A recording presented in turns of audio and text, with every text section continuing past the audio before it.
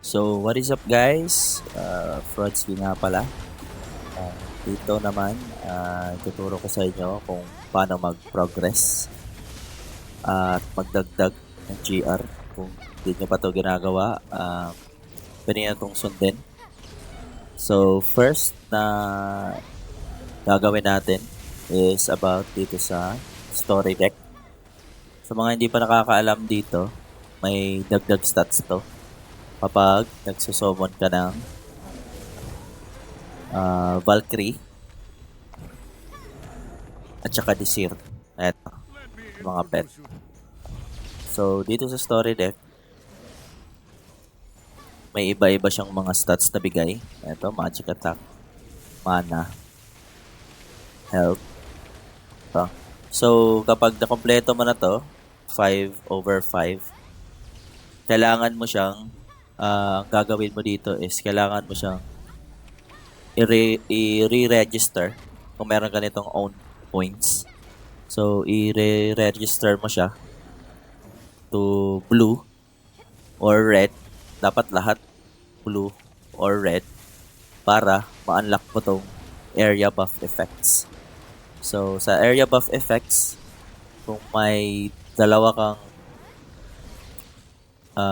magkaparehas na blue, magkaparehas na green. So, meron siyang monster damage. Sa pangalawa naman, sa blue, is 0.2.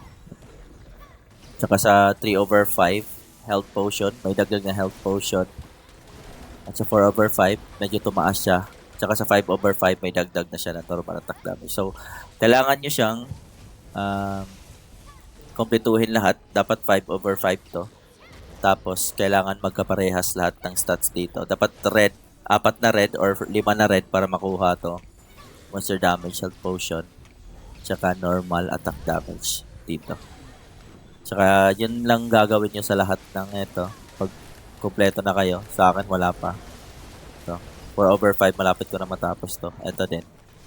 So, kailangan nyo lang din kompletuhin to.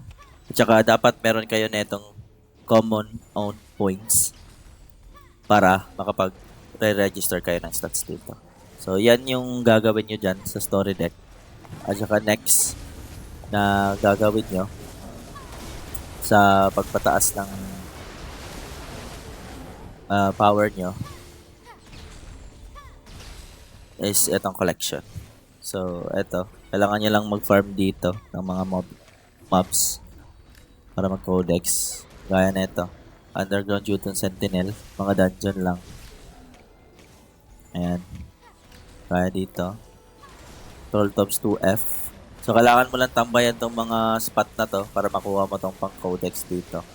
Para dumagdag yung power nyo. So, yun lang guys. Salamat sa mga nanonood. And pa-support.